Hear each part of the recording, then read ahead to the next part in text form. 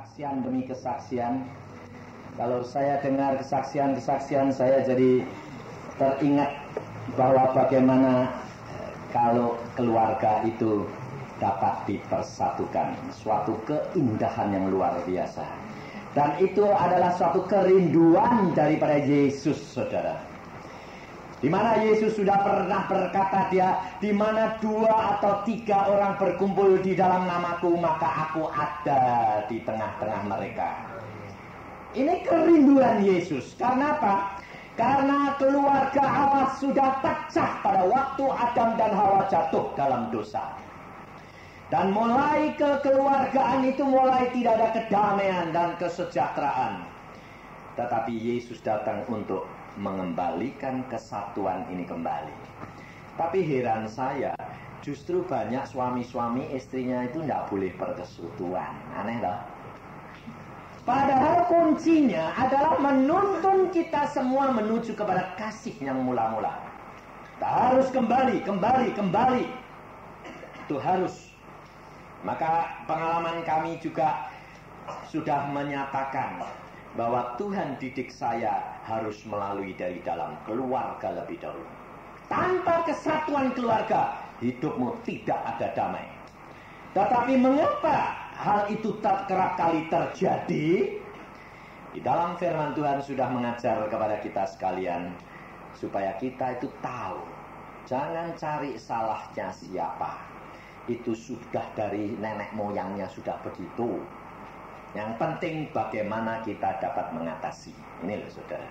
Hidup kekristenan itu jangan cari-cari salahnya orang. Tapi hidup kekristenan adalah menghadapi apa yang ada di depan kamu. Dan engkau punya kuasa untuk mengatasinya. Ini loh saudara. Jadi kalau tadi ibu tadi bersaksi, saya itu, saudara itu kerap kali, makanya saya ingatkan berkali-kali. Selalu saudara itu menjadi anak Tuhan, selalu keinginnya apa? Kepingin konseling. Loh, saya bilang, kamu berdoa minta sama Tuhan, nanti hambanya diatur sendiri, saudara tahu. Tapi saudara itu enggak, senangnya cari manusia. Sebabnya apa? Mungkin Pak Yusa itu lebih dekat kok. Jadi kalau minta-minta tuh dikasih, kok enak. Saya manusia biasa seperti saudara, tahu enggak? Tapi kalau Allah minta kepada kamu, minta kepada Allah, Allah sanggup memerintah hambanya siapa saja mestinya. Saudara tahu?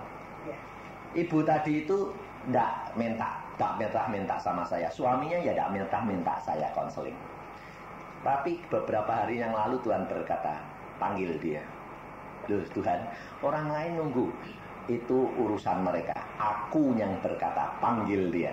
Saya panggil suaminya. Tadi pagi ngobrol sama saya khusus.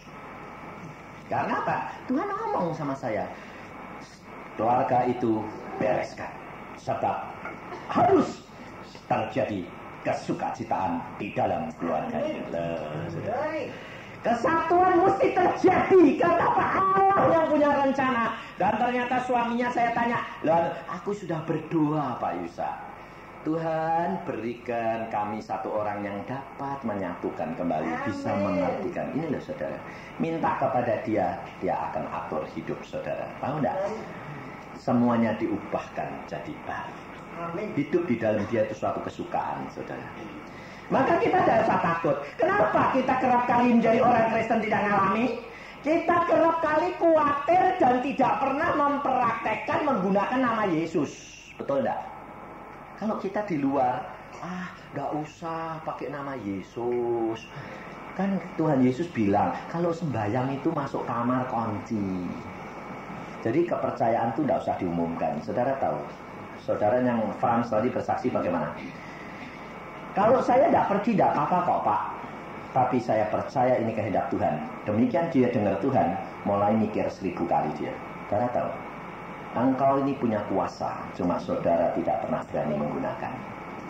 Maka saya berkata, praktekkan. Maka engkau akan melihat kuasa Allah dinyatakan. Berapa tahun yang lalu kalau tidak salah, Ibu Hosea datang kepada saya bilang gini, Pak Yusa, rumahku ini nanti bakal bisa dilelang ini. Karena apa? Sertifikat belum keluar terus, sudah tahun-tahunan. Dia enggak minta konseling, dia cuma cerita gitu. Pada saat itu Tuhan bicara sama saya. Percaya, katakan, gunakan kuasa Allah, dan mulai pulang berdoa. Doanya bagaimana? Dalam nama Tuhan Yesus, agraria beresin. Dia melongok karena luka. Jadi merintah orang lain. Nah, saya berkata, katakan, mulai berdoa hari ini pasti selesai. Sebelum tanggal dia ditagih sudah selesai, saudara. Karena apa? Karena saudara itu nggak berani sih. Suruh nyoba, nggak berani. Gunakan kuasa Allah.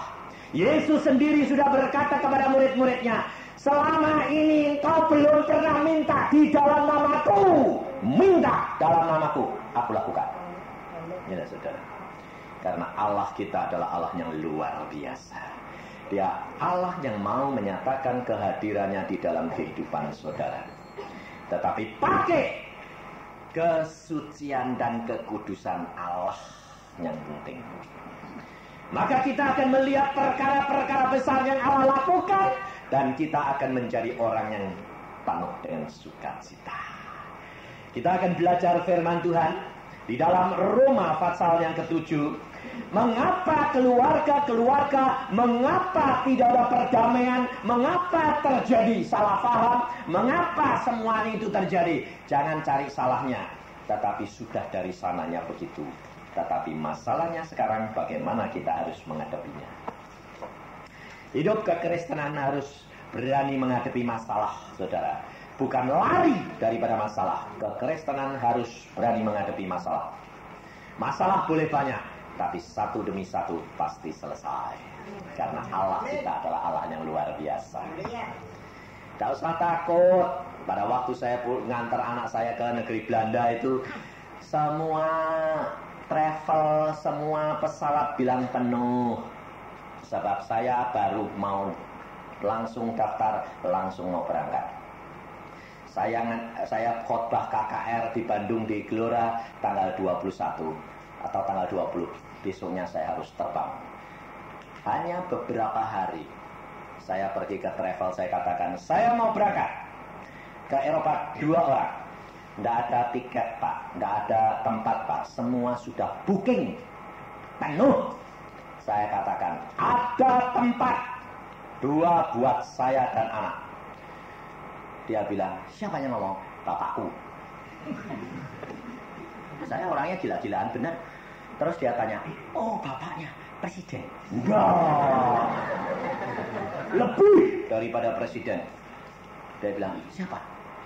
Allah yang punya langit dan bumi. Dia bilang apa? Oh.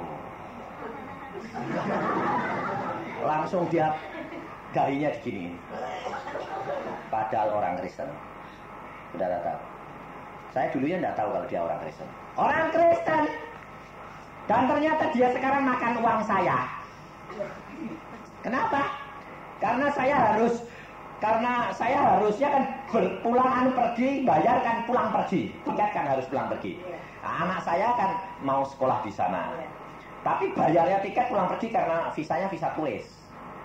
Nah, janjiannya kalau anak saya boleh di sana, uangnya dikasih kembali 600.000, tidak dikasih balik.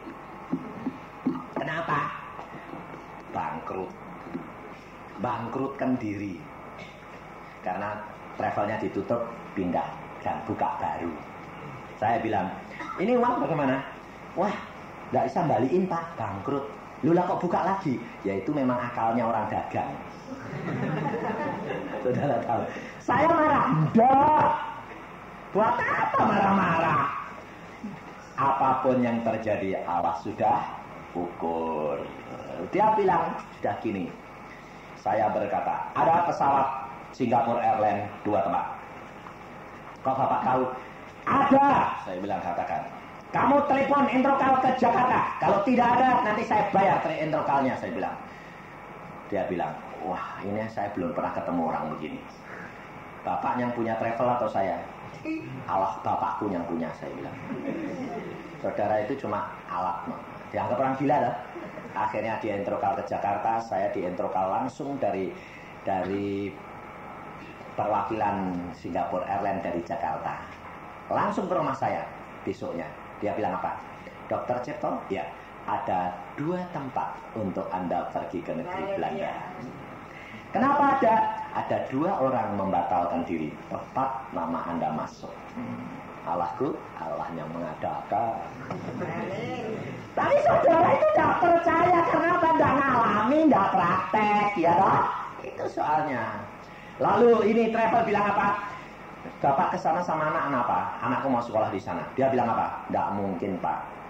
Saya ini disuruh ngurus anak orang, dia mau bayar 2 juta asal bisa sekolah di negeri Belanda. Dan saya sudah urus ke sana, hanya belajar piano diusir pulang, Pak.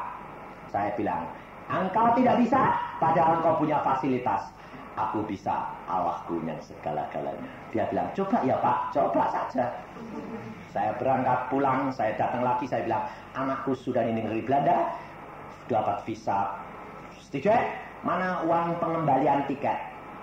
Dia bilang apa? Tidak bisa bayar, Pak. Kenapa? Bapak kan anaknya sudah diterima. Kalau melalui saya sudah 2 juta. Ini cuma 600. Loh. Kok model gitu? Bisa bukan karena saudara. Kok saya malah suruh bayar saudara? Saya bilang, enggak, kita ini bangkrut, Pak. Lucu enggak? Sekarang buka baru lagi. Apa saya pakai? Enggak. Saya sampai di rumah, saya laporkan bapakku. Tuhan, ini kok enggak bayar? Pak gituin. Lalu Tuhan berkata, ucapkan syukur, aku sudah ganti. Dan ada orang besoknya ganti. Padahal uang ini, rencana saya uang yang 600 ini, demikian saya pulang ke Indonesia, saya minta, saya mau kirimkan anak saya di negeri Belanda. Tidak datang. Tapi tidak mau beri. Lalu saya kan jadi agak kecewa sedikit. Loh, aku nanti ngirimi anak apa ini? Uang sudah dijanjiin sama anak, uangnya cuma itu, tak kirim ke, nggak ada. Lah saya lapor ke Tuhan, ini nggak ada uangnya sekarang. Aku sudah janji sama anakku. Tuhan berkata apa? Tidak usah khawatir. Engkau janjikan besok ngirimnya. Ya sudah besok. Ya sudah. Tidak ada uang, saudara. Saya ucapkan syukur, istri saya bilang, lah kamu sudah janji sama anakmu loh besok. Iya besok. Hari ini belum ngirim, belum. Pagi-pagi saya mau ngirim jam 8, saya mau ngirim setengah 8 ada telepon. Ayo Sa, ada di rumah? Ada, sebentar. Saya mau datang sebentar. Aku mau pergi jam 8 ngirim. Padahal belum ada duitnya. Belum ada duit. Saya bilang jam 8 saya harus pergi ke bank kirim duit. Loh justru saya ini mau datang. Dia tidak tahu kalau saya tidak ada duit. Dia setengah 8 telepon. Dia bilang saya mau datang sebentar. Oke, datang sebentar. Saudara tahu? Ya ngasih uang dolar 1.200 US dollar 2 kali lipat. Saya bilang kenapa kamu kok ngotot? Pagi-pagi Tuhan ngomong ambil uang dolar kirim ke tempat Yusa 1.200 US dollar. Diambil dia 600 diganti 2 kali lipat. Dia tidak tahu kalau saya itu bilang mau jam 8 ngirim itu sebab sudah janji sama anak saya, uang belum ada. Uangnya dari dia. Tuhan atur semua perkara. Engkau itu tidak usah khawatir. Hidupmu itu sudah diatur oleh maka kita belajar di dalam Roma 7 ayat 19 mulai. Jadi perhatikan saudara, jangan cari kesalahan orang, tapi hadapi segala perkara apa yang ada di depan kamu. Mengapa terjadi salah paham? Mengapa terjadi ketidakcocokan? Firman Tuhan sudah mengatakan, ya, dalam Roma 7 ayat 19 mulai. Sebab bukan apa yang aku kehendaki, yaitu yang baik yang aku perbuat, melainkan apa yang tidak aku kehendaki, yaitu yang jahat yang aku perbuat. Sebab Jadi jika aku berbuat apa yang tidak aku kehendaki, maka bukan lagi aku yang memperbuatnya, tetapi dosa yang diam di dalam aku. Saudara tahu? Kata-kata ini dia yang mengatakan adalah Rasul Paulus. Rasul Paulus ini adalah seorang kaya raya. Sebab dia sekolahnya kepada Gamaliel, guru terkenal di seluruh Israel. Nomor 1.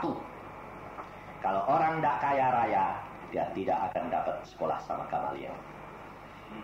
Kedua, dia orang yang pasti pandai. Karena apa? Gamaliel hanya mau menerima orang yang cerdik.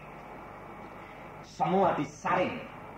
Saudara tahu sekolahan di sini juga, kalau sekolah itu top, otomatis mesti muridnya saringan, betul tak? Di Israel, Gamaliel itu adalah guru yang paling dihormati.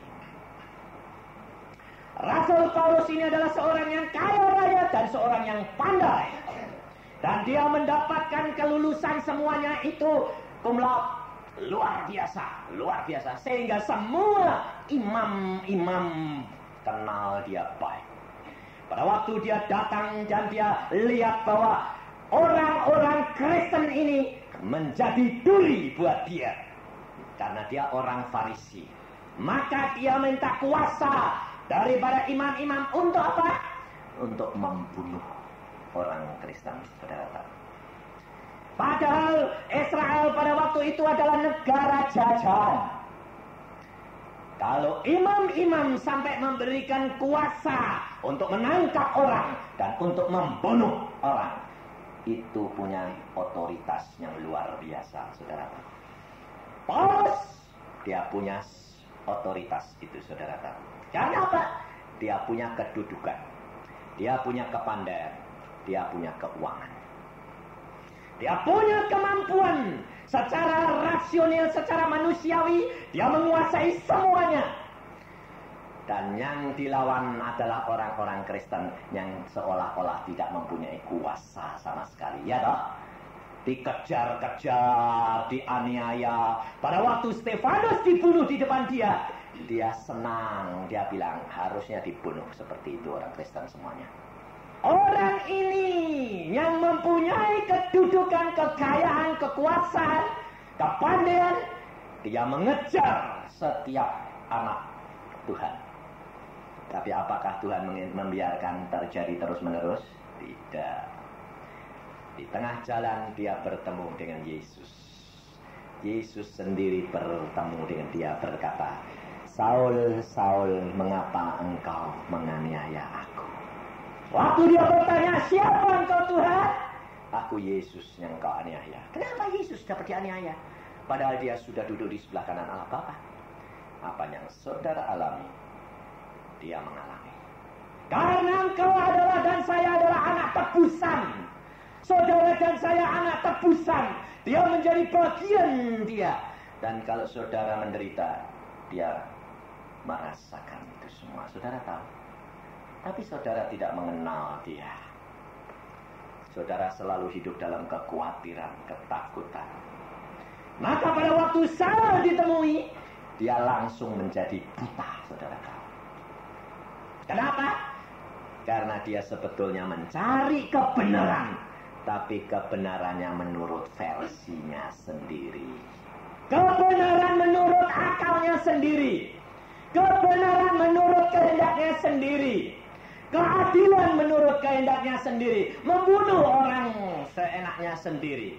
Melakukan pada orang lain yang tidak senonoh dengan kepikirannya sendiri. Sebetulnya itu kepikirannya siapa? Setan, saudara tahu.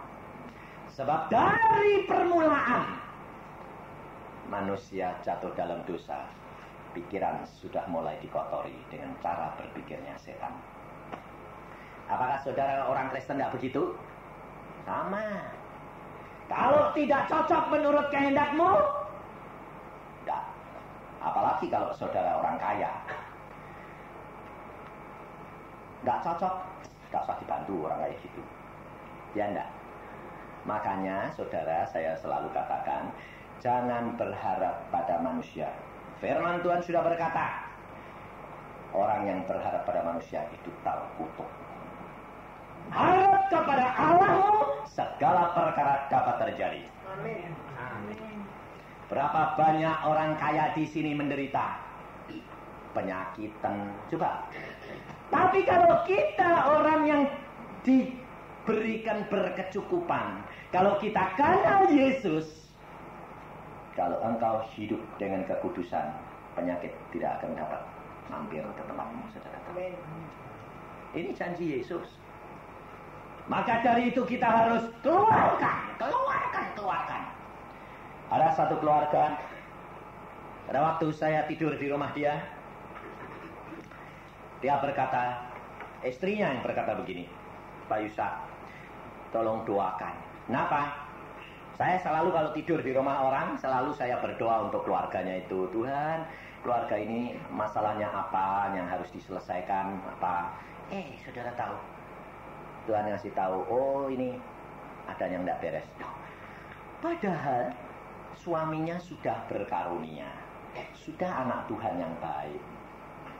Tapi kenapa masih aneh-aneh? Kadang-kadang saudara tahu, kalau sudah marah, sayur di meja ditumplekin di kepala anaknya. Untung-untung enggak istrinya, anaknya yang ketumplek. Kenapa? Waktu saya khotbah, dia duduk di depan, Tuhan ngomong sama saya. Sambil saya khotbah, Tuhan berkata, lihat saudaramu seiman itu. Kaget saya. Wah, tidak beres ini orang. Langsung saya berdoa, Tuhan katakan, lihat ada apa? Waduh, ada macan gedenya 1 meter lebih datengin saya. Waduh, saya pikir ini siapa ini? Untungnya saya di dalam satu pondok kemah yang semuanya putih bersih. Itulah saudara. Dan macan ini mau deketin saya, tapi nggak bisa. Saya cuma lihat, macan kamu ini ngapain? Pondok saya itu putih, kelambunya juga putih bersih. Tuhan berkata, colok matanya. Saya ikuti saja, colok. Kowe langsung gledek mati. Saya bilang, nah kapok kowe. Terus saya bilang, doa, Tuhan apa maksudnya? Roh ini ada di tempat dia. Oh, kalau gitu langsung model saya panggil suaminya. Kamu ini punya roh ini sifatmu gini. Wah iya cocok, itu masih ada di tempat saya. Ayo sembahyang, suami istri datang masuk kamar, colok, buka matamu. Saya bilang, colok. Model saya, orangnya agak mau lama-lama lah habisin beres. Saya bilang, inilah saudara, hidup kekristenan itu jangan kita ragu-ragu. Segala sesuatu Allah akan memberi tahukan kepadamu. Karena ini janji daripada Allah. Di dalam Yohanes pasal yang 16 ayat 13 berkata, Dia roh kebenaran, Roh Kudus yang aku berikan kepadamu. Dia akan menuntun engkau dalam seluruh kebenaran. Dan dia akan memberitahukan kepadamu perkara-perkara yang akan datang. Diberitahu. Jadi saudara itu jangan cari hamba Tuhan, nanti kecewa. Tapi cari Yesus. Segala sesuatu diatur oleh Yesus. Karena hamba Tuhan saya ini tidak bisa apa-apa. Kalau saudara saya tidak dikasih tahu Tuhan, ya tidak bisa apa-apa.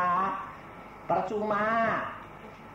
Maka pada waktu saya khotbah di tempat Etna, ada seorang ibu datangi saya. Terima kasih Pak Yusak. Ada apa? Terima kasih. Oh, gondokku ini loh hilang. Kapan hilangnya?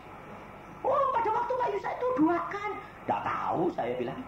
Saya doa buat kamu, ya saya doa. Saya lihat gondokmu ya masih edol-edol gede. Saya bilang, tidak tahu sampai rumah hilang. Ke dokter lalu dia periksa. Dokternya bilang, yang dioperasi apa yang gondoknya sudah hilang? Hah? Hilang? Oh ya, sembuh dokter. Tidak jadi dioperasi. Ya bukan saya bilang. Wong saya pada waktu saya bilang amin ya saya lihat. Lah kok saya gondoknya saya kelotok. Saya bilang, Tuhan enggak. Adalah urusanmu. Tuhan yang nyabut, bukan saya. Di Jakarta lagi terjadi, bukan sembuh malah mati. Mertuanya bilang, anak mantunya bilang, Pak Yusak tolong doain dong Pak Yusak. Loh, kamu manggil saya itu nanti kalau mertuamu mati kamu digantung ambek mertua perempuan, Bu, tahu enggak kamu? Undang-undang Yusak makanya mati ya. Nah daripada sakit-sakit dan kasihan sih Pak, Kalau mati ya biar mati. Ya sudah biar sih Pak, ya wis. Saya datang sana, saya doakan. Orangnya masih tidur. Saya bilang, "Enggak usah dibangunin." Saya lihat saja. Saya masuk, saya lihat. Saya berkata, "Hai jiwa, aku tahu engkau sudah mau bertobat. Aku percaya engkau sudah bertobat dan engkau diselamatkan. Tapi waktumu tinggal sedikit. Percaya Yesus, selamat." Saya bilang, "Amin." Terus saya bilang, "Oh, waktunya sudah gim kok, tinggal seminggu." "Seminggu Pak Isa?" "Ya, wes siap-siap sama." Seminggu kemudian dia datang. "Betul loh, seminggu mati." "Nah, iya." Makanya jangan panggil-panggil jaluk kesembuhan. Nanti Tuhan bilang mati, gue kapok gue nanti. Jadi Tuhan itu mengatakan apa saja yang sudah ditetapkan. Jadi kita hidup harus mempraktekkan apapun yang Tuhan kehendaki. Saudara tidak bisa tawar-tawar. Kalau Tuhan bilang, "Malam ini pulang," kamu bisa tawar bilang, "Jangan sih Tuhan, diundur-undur." Tidak ada waktu. Ngerti enggak? Maka dari itu lakukan firman Tuhan dan menyenangkan hati Dia. Kalau Paulus dia berkata, sebab bukan apa yang aku kehendaki yaitu yang baik yang aku perbuat, melainkan apa yang tidak aku kehendaki yaitu yang jahat yang aku perbuat. Ini saudara, mengapa terjadi salah paham? Kerap kali si suami itu ngomongnya ya baik, apalagi istri. Maksudnya kan baik toh ngomongnya. Saya yakin tidak ada istri yang sengaja nyakiti hati suami itu, tidak ada. Hati suami yang mau nyakiti hati istri ya tidak ada. Maunya nyayang tapi keliru. Maunya nyayang, ketemu orang ketarik itu piye? Enggak dia. Firman Tuhan sudah berkata, apanya aku kehendaki yang baik, justru aku tidak bisa berbuat. Yang jahat yang aku tidak kehendaki, itu yang aku berbuat. Itu bukan dia, tetapi roh dosa. Paulus berkata, Roh Kudus berkata melalui Paulus, itu dosa yang ada di dalam diriku, kata Paulus. Jadi kalau saudara itu membenci orang yang jalannya salah, saudara yang salah. Karena dosa yang ada di dalam diri orang itu yang berbuat. Sehingga kalau dia menyakiti hati saudara, dia pasti hidupnya tidak tenang. Karena apa? Dia tahu itu salah, tapi dia tidak tahu, tidak dapat punya kuasa untuk tidak melakukan. Saudara, contohnya orang rokok. Rokok itu tahu buang duit enggak? Hah? Ya. Tapi yang punya ini punya pabrik rokok. Kalau tidak ada orang rokok nanti dia bangkrut. Tapi dia mau lepas bisa enggak? Enggak bisa. Bisa kalau dia mau bisa enggak? Enggak bisa kalau tidak Yesus yang memberi kekuatan. Saudara tahu? Enggak ada. Contohnya peminum, penjudi, penjina, pemabuk, itu semuanya enggak bisa. Nah, saudara saja, perempuan-perempuan ini terkenal cerewet kah ya? Sekarang kalau sudah biasa ngomel terus, coba berhenti, bisa berhenti ngomelnya enggak? Tak kamu. Sembayang sampai semalam suntuk, puasa tetap ngomel. Sebabnya apa? Sebab itu dosa yang ada di dalam diri kita. Dan hanya dapat dilepaskan oleh Yesus. Jadi dengan akal budiku, aku melayani hukum Allah, tetapi dengan tubuh insaniku, aku melayani hukum dosa. Lalu ayat 24, aku manusia celaka. Siapakah yang dapat akan melepaskan aku dari tubuh maut ini? Syukur kepada Allah oleh Yesus Kristus Tuhan kita. Paulus sendiri mengakui bahwa tidak mungkin aku lepas. Hanya anugerah Dia. Itu aku dilepaskan. Saudara tahu? Jadi kalau kamu malah membenci musuhmu, salah Tuhan bilang. Kasihilah musuhmu, kata Tuhan. Ngapa? Karena yang berbuat itu bukan dia, tapi dosa yang ada di dalam orang itu. Dan itu yang kamu benci. Dosanya itu bukan orangnya. Jadi dosanya itu diusir, ditengking dalam nama Yesus. Tapi orangnya dikasihi.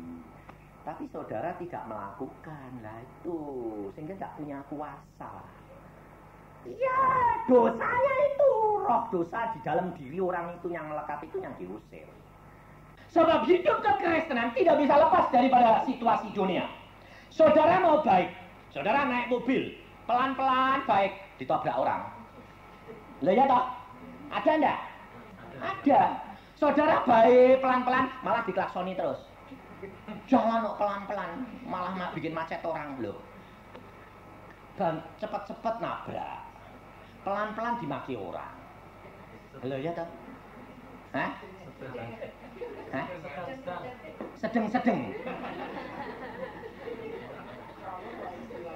Tidak bisa sedeng-sedeng. Saudara harus tahu situasi dan kondisi. Sikon. Ada seorang, saya kalau selalu bersaksi selalu naik mobilnya cepat. Tapi ini lucu. Seorang ini jalan di Jerman. Dia ini perempuan naik mobil sendiri. Karena dia perempuan sambil muji-muji Tuhan naik mobil kendaraan ini di jalan yang agak pelan. Nah kemudian di depan dia ini ada truk. Truk sana itu banyak 24. Bawa kacanya gede-gede, besar-besar. Di depan dia, tapi di sebelah kenceng. Dia di sebelah yang apa tuh lambat. Jalur lambat kan sebelah kanan. Kalau di sini kan kiri, sana kanan, kebalik. Saya nyopir itu kepengennya ke kiri terus. Dia di sebelah kiri, pelan-pelan sambil muji Tuhan gitu. Tuhan bilang apa?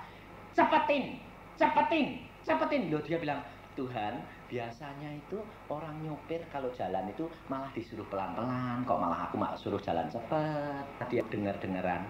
Seorang dokter gigi juga ini, perempuan. Nyopir, Tuhan suruh cepat ya, tak cepetin nah. Truk ini diselip sama dia. Cepet. Jalan depan. Tahu?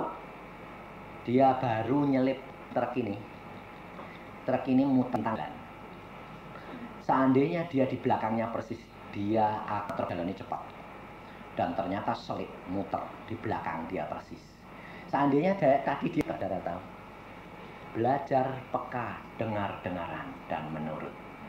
Belajarmu setiap langkah, coba sekarang setiap pagi berdoa, lalu melangkah saja setiap Tuhan. Cara suara hati berbicara kamu berdoa, Tuhan kalau ini engkau, jadi kalau engkau akan menghakimi orang lain, engkau tidak akan sakit hati dengan orang lain. Karena kalau suami nyakiti hati, kamu ya itu baik, sayang, aku sayang sungguh sekarang. Kita tenan itu bukan khayalan. Bukan sekedar belajar-belajar, tetapi adalah mempraktekkan apa yang Yesus katakan. Paulus seorang yang terhormat, seorang yang punya kedudukan, seorang kaya, seorang pandai.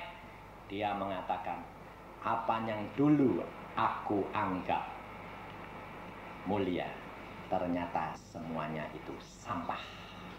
Tapi sekarang apa yang aku dapatkan dulu aku anggap sampah, ternyata inilah kemuliaan yang aku dapatkan. Saudara tahu, kini sudah sampai waktunya. Saudara dan saya sudah disiapkan bahwa dunia ini tidak tambah lama tidak tambah baik. Saudara tahu nggak? Resesi dunia, kesulitan, kejahatan ini tambah lama tambah banyak atau tambah sedikit? Tambah banyak. Tambah banyak, tambah kacau, tambah hancur. Dan kalau saudara tidak mulai praktek sekarang, mempunyai kuasa di dalam nama Yesus Kristus, engkau akan termakan oleh mereka. Saudara tahu, engkau pergi takut, nanti dirampok. Engkau pergi takut, nanti ditodong. Mau pergi sini takut, nanti gini, nanti gini. Ninggal rumah takut, nanti rumahku dimasukin orang. Lah gak dimasukin orang, nanti ada orang. Ini ya saudara, hidup kekristenan itu harus sekarang mulai praktek. Karena apa? Tuhan sudah tahu. Firman Tuhan sudah mengatakan, dunia tambah lama tambah parah. Dan kalau engkau tidak belajar sekarang dengan kuasa dan wibawa Allah, engkau akan diterjang oleh mereka. Dan hidupmu menjadi penakut. Kalau engkau hidup penakut, frustrasi, engkau tidak dapat menikmati hidup yang berkemenangan. Tapi bagaimana dua orang ini dapat dipersatukan? Kalau dua orang ini mau doa bersama. Karena Yesus sudah berkata, di mana 2 atau 3 orang berkumpul di dalam namaku, aku hadir. Jadi kalau setiap hari saudara kumpul suami istri, atau saudara dengan anak, atau siapa saja berdua, maka engkau, Allah akan hadir setiap hari. Engkau setiap hari dibaharui. Diberikan kuasa, diberikan kekuatan, diberikan kemampuan mengatasi segala perkara itu. Dan saudara menjadi tambah lama tambah peka terhadap Tuhan. Tapi kerap kali saya selalu bilang, saya tuh heran saya bilang, kenapa suami istri itu sudah anak berapa kalau sembahyang bareng kok malu. Gak bisa ngerti saya bilang. Uang sudah kumpul puluhan tahun, anaknya brojoli terus, tapi sembahyang bareng kok malu. Saya bilang, sampai saya kadang-kadang sampai kasar. Kalau tidur bareng kok enggak malu kamu?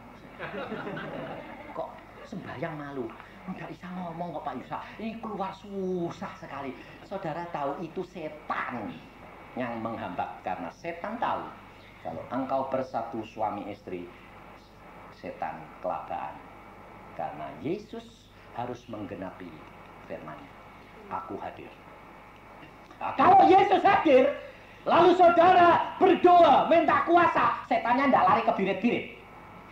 Ayo. Yang masukin kamu, yang ganggu kamu, dosa kamu, ndak hilang semua. Paulus sudah berkata, aku manusia yang celaka ini, siapa yang menolong aku? Puji Tuhan, ada Yesus yang sudah mati buat aku. Dia sanggup melakukan segala perkara. Dan dia sanggup melepaskan engkau daripada segala ikatanmu, saudara. Tidak ada seorang pun boleh menjamah engkau kalau tidak dikehendaki Allah. Berapa kali saya mengalami. Saya berapa kali naik mobil mau celaka. Tidak ada yang boleh menjamah kalau Allahku tidak menghendaki. Pada waktu saya pulang sama adik saya mau menikah. Malam itu saya bilang gini, yuk kita sembahyang dulu, sembahyang. Wah, Tuhan sudah ngomong. Nah, tapi karena adik saya besoknya menikah, tidak bisa ditunda. Waduh, piye ini? Tuhan ngomong bagaimana? Iblis ingin menjamah engkau, tapi aku izinkan mobilmu, tapi tidak tubuhmu. Waduh. Wah, saya sudah bilang, sudah tidak bisa mangkat lah. Mobil kita itu pasti dijamah ini nanti. Wah, piye ini, tidak bisa ini. Sungguh, sampai di Tegal, saya yang setir tidak ada apa-apa, sampai saya pegang terus. Sebabnya apa? Tak tangkingi sepanjang jalan. Dalam nama Tuhan Yesus, setan jangan sampai pegang ya, saya bilang. Terus saya setir terus sampai di Tegal, tidak ada apa-apa. Demikian adik saya yang mau kawin, dia bilang, Kak tak gantiin, mau sudah dari Bandung sampai Tegal lewat sampai ke Comal. Gantian saya Kak, itu malam. Saya berangkat dari sini jam 8 malam. Lalu jam 1 itu dia bilang gitu. Terus saya oke bilang, ya sudahnya ganti. Saya lupa saudara, kalau pesan Tuhan itu tadi gitu. Nah, tak pikir, dia ya anak Tuhan kok, mau kawin, malah hati-hati toh. Nggak taunya dia nyopir, jalanan lurus itu katanya belok. Lah masuk sawah, jam 1 malam masuk sawah, merotolin semua mobilnya. Merotolin semua, setirnya itu muter, merotolin semua, merotol semua. Karena apa? Melompati parit 1,5 meter. Karena larinya kenceng. Saya mangku anak saya sama istri saya bilang, lalu istri saya bilang,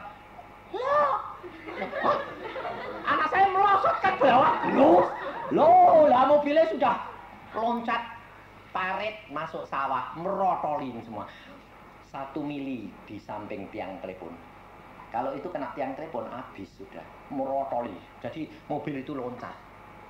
Satu bagian tubuh kita yang lecet tidak ada. Tidak ada yang lecet. Saya bilang, semua selamat. Selamat. Tadi Tuhan ngomong gitu kok. Ya mobilnya yang merotoli. Saya bilang, ya sudah. Saya bilang.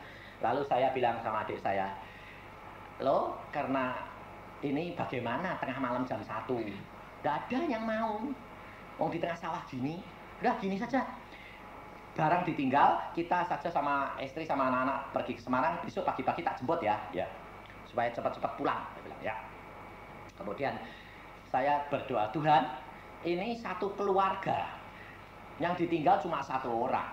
Lah kalau tidak ada mobil spesial yang diutus Tuhan itu tidak mungkin toh. Mana ada mobil kosong malam tengah malam. Saya berdoa, aku tahu segala perkara sudah ada di dalam tanganmu. Engkau rencanakan yang terbaik. Saya di tengah jalan, saya nengkreng gini saja. Tuhan, kirim mobil dalam nama Tuhan Yesus. Mobil berhenti. Kosong. Dan sopirnya sendiri yang punya. Dia bilang, kok bisa tolong saya sama istri anak-anak sebab saya mengalami kecelakaan. Oh, ayo naik. Dia cerita bagaimana, dia bilang gini. Saya ini barusan beli mobil. Dari Bandung mau tak bawa pulang ke Surabaya. Tapi aneh, saya mau berangkat, tidak pernah selamanya saya jual beli mobil, bawa mobil sendiri. Belum pernah saya bawa mobil malam hari. Saya paling tidak suka. Selalu saya pulang jam 12, jam 1. Tapi hari ini aneh, mau pulang jam 12 dari saya, jam 1 saya, jam 2 dari saya, jam 4 saya, sampai jam 9 baru pulang. Jadi di belakang saya. Sampai saya heran. Nggak taunya saya ini disediakan mobil saya untuk nolong Anda toh. Bukan orang Kristen. Saudara tahu? Allah sudah atur segala perkara. Lalu besoknya pagi-pagi, saya ambil mobil itu bawa apa? Bawa kawat tok. Lain tidak, saya bawa kawat segulung. Karena apa? Kalau mau bikin betul mobil itu, mesti sehari suntuh tidak selesai. Betul tidak? Karena mau nikah lah ini piye? Pas aku ambil kawat, saya bilang, dalam nama Tuhan Yesus, saya yakin saya bisa mobil itu jalan. Tirot sembarang tak taleni sama kawat. Padahal setirnya itu muter gini loh. Terus saya rut-rut sama kawat. Akhirnya saya minta tolong orang kampung, diangkat keluar ke jalanan. Saya cuma bayar Rp2.000. Ongkos mereka, dia bilang 2.000 saja Pak, cukup. Ya, kita kan nolong ya, tak angkat masuk. Saudara tahu itu mobil bisa jalan. Tapi kalau mau belok sedikit, ser gitu. Nggak bisa sedikit, tapi habis anunya pegangannya pakai kawat semuanya. Dari Comal sampai Semarang 6 jam. Padahal sebetulnya cuma 2,5 jam. Pelan-pelan jalannya 20-30. Sampai di rumah malam, lalu sampai di Semarang, saya bilang sama istri saya, langsung naik, pulang. Sebab kalau tidak pulang, mobilnya mesti berhenti di jalan. Sebabnya apa? Sebabnya setirnya gini, tidak ada anunya, ini pegangannya kawat tok. Saya bilang, lalu istri saya, ayo naik, anak-anak bawain masuk, pulang, ayo pulang. Saya bilang, sampai Jepara 80 kilo jam 4 pagi. Lalu saya masukkan ke garasi, bapak saya bilang, kok sampai malam? Nanti papa tahu, kalau besok papa meriksa mobil. Sekarang enggak usah, wong mau mantu. Besok bapak saya sama om saya sudah datang semua karena mau mantu. Saudara tahu, setir itu diputer-muter terus. Bane enggak jalan. Dia bilang mobil gini saja. Mana mungkin? Wong muter terus. Waktu dinaikkan saudara, semua kawat putus. Dan merotolin lagi di garasi. Sampai dia bilang, kamu kemarin bawa mobil ini dengan seluruh keluarga. Ya. Lah bisa menggok, muternya bagaimana? Segala perkara dapat. Kalau aku mau belokkan dalam nama Yesus, belok. Sampai istri saya tidak tidur semalam karena apa? Ketakutan. Tuhan, tolong ini jangan sampai masuk got. Tapi sampai, saudara tahu, sampai sekarang mobilnya ada di rumah, dibuat kenang-kenangan. Saudara tahu, di dalam Allah segala perkara bisa. Makanya istri anak-anak saya itu melihat suatu kenyataan. Mustahil ya, tidak ada barang yang mustahil kalau Allah kehendaki. Karena saya berdoa, Tuhan, malam ini hamba mau pulang, boleh tidak? Pulang, mobil bisa bersama dengan aku, hanya sampai di tempat, jangan nginep. Karena tahu ini merotolin semua bakalnya itu sudah habis, ludes. Tidak tahu. Kita berjalan dengan Yesus, tidak ada barang yang mustahil. Maka kenapa saya berani menyerahkan hidup saya? Saya kenal Dia. Hidup rumah tangga kami dipersatukan karena Yesus. Keluarga kami bahagia karena Yesus. Tanpa Yesus tidak ada yang dapat menolong saudara. Karena dosa yang ada di dalam kita yang menyebabkan salah paham dan pengertian. Amin. Mari kita berdoa.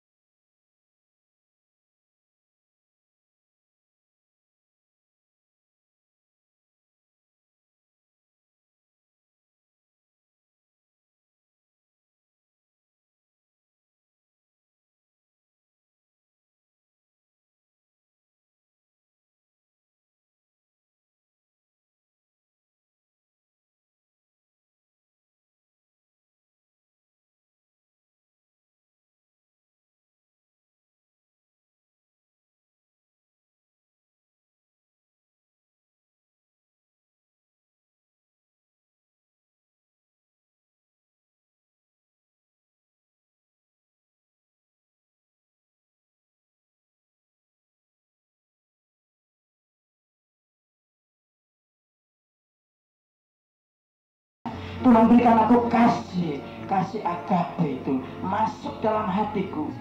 Berikan aku belas kasihan Tuhan. Katakan itu kalau perlu saudara menjerit kepada Tuhan. Tuhan berikan aku kasih, berikan aku kasih, berikan aku kasih.